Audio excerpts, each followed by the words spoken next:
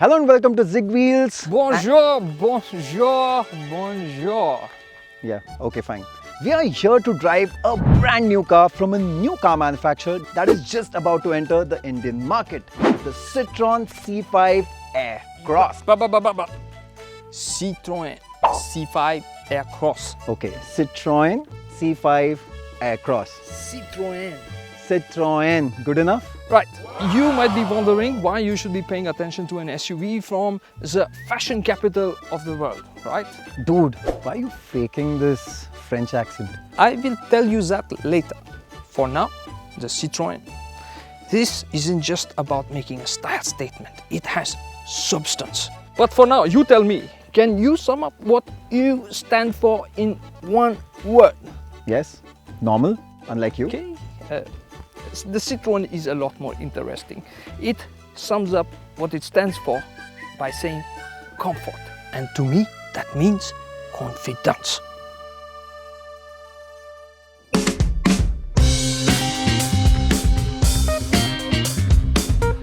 Although I'm getting very irritated by his fake French accent, I actually agree with him on that.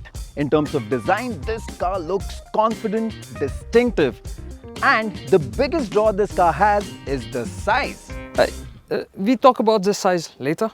For now, we must talk about the face, because we are seeing Citroen in India for the first time and people must understand what is Citroen distinctive features. So, for instance, the Citroen Chevron, which sits on the center, the logo, it stretches out onto the grille, and let's not forget that you have these geometric elements with rounded off edges, and of course, the split headlamp. Talking of headlamps, in the low variant, you get halogen headlamps. But in the top of the line Shine variant, you get all LEDs, and you also get a panoramic sunroof. Coming to the SUV quotient, because of the tall stance, the C5 Aircross definitely looks like an SUV. Sure, it doesn't have squared lines, because of which it doesn't look butch. But what gives it presence is the size. As compared to the competition, as you can see in the box below, it is much longer and taller. What is also impressive here are the 18-inch rims and the ground clearance, which is plenty. Yes, 230 mm of ground clearance is a lot, but we think that the measurement has been taken when the car was unladen. And as compared to the competition, when you look at it, it looks quite similar. The SUV quotient though goes down dramatically at the rear. It looks rounded and smaller, but it does have cool touches like the LED tail lamps, which have a 3D design, and the familiar rectangular theme is seen here too.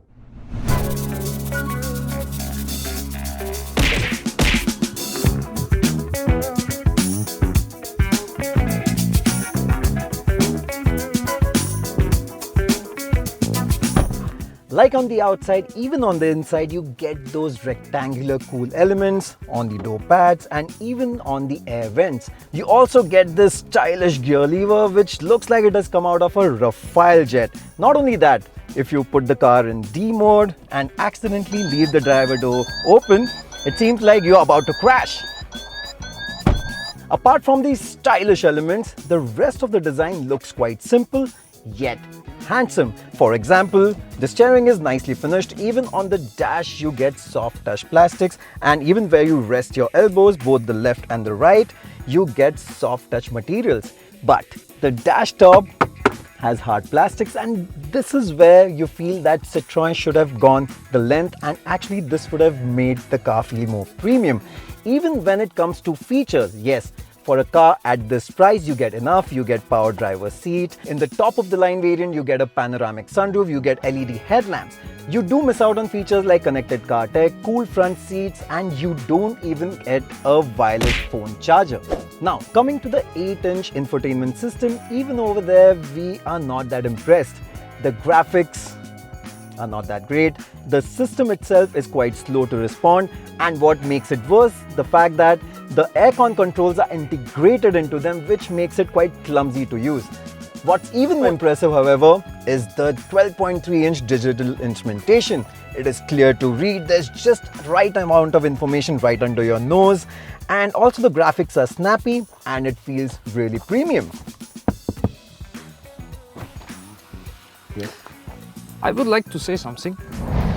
To me, this cabin is not out and out plush. You agree? Yeah.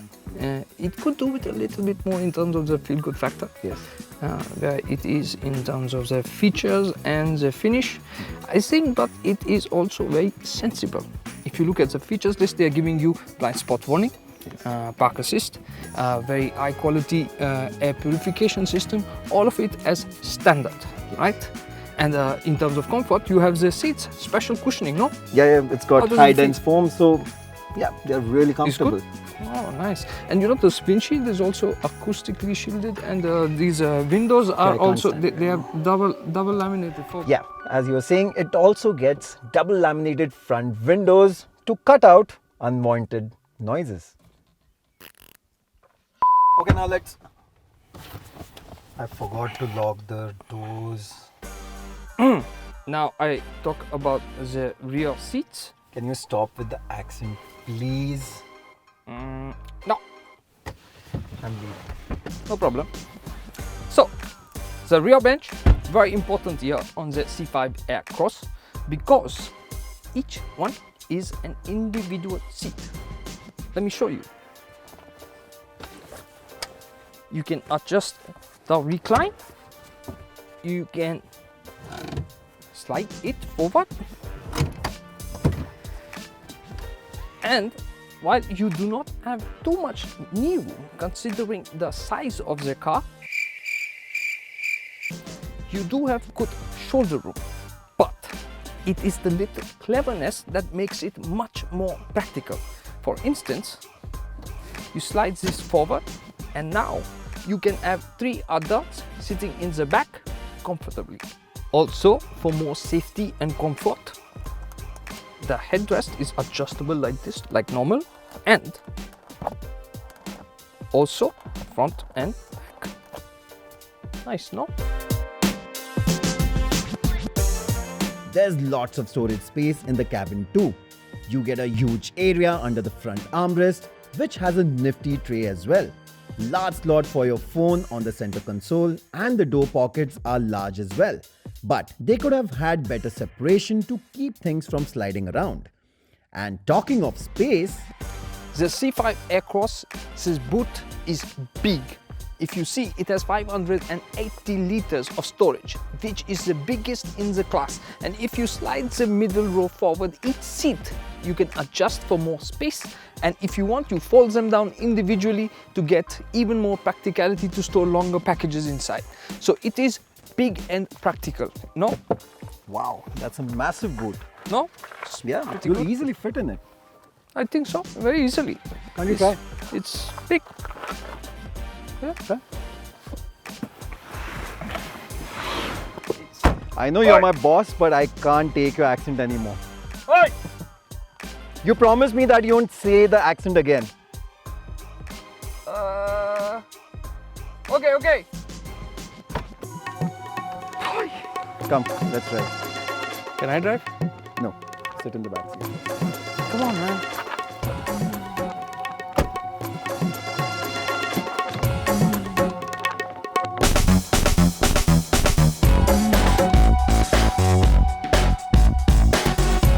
Since I have no option but to ask him, Can you please stop the accent? fine. What's it like to drive? 2-liter diesel. Come on. Yes. So this 2-liter diesel makes about 177 PS of power, and let me tell you, it feels punchy. And that really makes driving at low speeds so easy, especially in stop-go traffic. You never feel wanting for power. And what really adds to the overall driving experience is this 8-speed gearbox. It just feels so right for this engine. It finds the right gear at the right time, and you are never left wanting for more power. It's an ISIN, man. I expected it to be good. Yeah. So yeah, not only that, yes, the gearbox is brilliant, but also the controls are light. So driving it in traffic is just so relaxing. And even out on the highway, this engine has loads of punch, so overtaking is easy. And even as a long distance car, this car really works. You know why it works for me on that front? It's because inside the cabin right now, even when you're driving fast, I can't really hear the engine. There's a lot of insulation in use. I can feel, I mean, I can't feel it in that sense, But along with that, there's no wind noise, there's no road noise, so it just feels nice and cocooned in here. And of course, there was that promise of the, progressive hydraulic suspension, which honestly, I can't say it's working, because we're going over some of these rough patches, and I'm expecting to feel a thunk or some harshness like that. And the interesting thing is, I can hear it, but I can't feel it. So it's really taking the shocks out of the road and delivering that magical experience. Yeah, you're right. And actually, when you go faster, the ride keeps getting better and better. So, long distances, this car is even better, and you can spend hours in this car. Why don't you come and experience what it's going to be like for long distances from the back over here? I think it's a great idea. Yeah, sure. Even I want to check out the back seat. In a Citroen, should I be Sebastian? Well, I've just toggled it into sport mode. I can feel the gearbox is being a little more aggressive, holding onto a gear longer. Oh, throttle response is also fast, man. It's feeling good, Yeah, not so good at the back. I can feel I'm getting thrown around a bit. It rolls quite a bit, right? Yeah, that's true. It is rolling around a bit. It's not sloppy. I'll say that. It's not sloppy, but it is rolling around.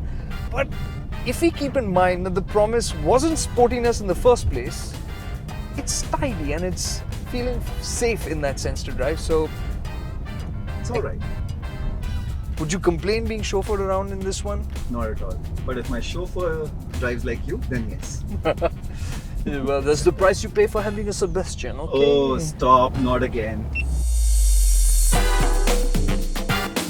The real Sebastian would have wanted us to thoroughly test the off-road drive modes, which we couldn't. But keeping in mind that this is front-wheel drive only, we really don't see that as a big miss.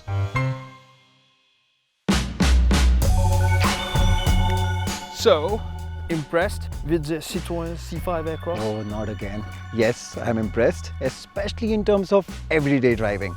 The engine, it's refined, the gearbox is really good, it makes use of all the power that's available really well. And as an everyday driver, it just feels right and very relaxing. And I was also pretty pleased with how it handled the more enthusiastic driving. It has the punch for that and the slickness from the gearbox. So it's pretty neat that way as well. What really gets me though is that promise of comfort. The C5 delivers on that front, because you saw how the suspension works. It makes it seem like the roads are not as bad as we thought they were, right? It just rounds off all the sharpness, just takes away all the harshness. So it's really impressive on that front. And then there are those seats which make every journey less tiring. Then there's that second row which, well, may not be the most spacious in terms of knee room, but it's got so much flexibility. It just seems so well suited for Indian families. And then there's that large boot, good ground clearance. So yeah, It's actually like this French car is trying to speak an Indian language. that's exactly what I was trying to do. I put myself in their shoes. I was trying to speak French to understand just how hard it is to try and do that, right?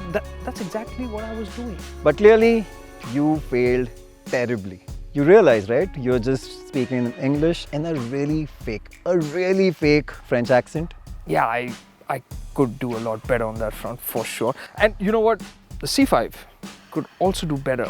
Yes, especially in terms of infotainment, it feels a bit outdated, and also the quality doesn't really wow you. Same for features, but at least, yes, it's got just two variants, but both of them are really well loaded. So yes, that way it's really good, but in terms of wow features, it's still missing, especially as compared to the competition. It's a cause for worry only because we see this as a very sensible, a very friendly car for Indian families. But we are expecting that the price tag won't be all that sensible. It is expected that the C5 Aircross, when it is launched here in India, will cost upwards of 28 lakh rupees ex-showroom. That's a lot. That's a lot. You think that is a little too much for this car? Oh no, not again. I'm going walking home. Let us know in the comments.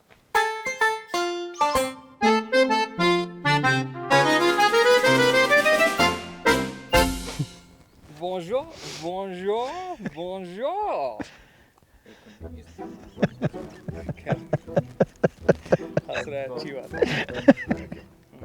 But I agree.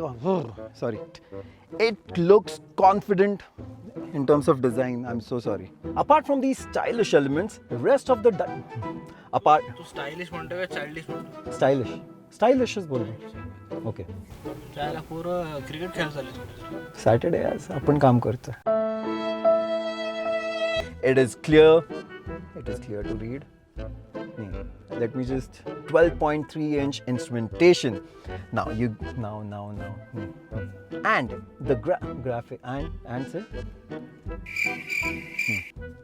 but driver's digital. What's impressive, however, but what's really impressive, pani hai kya?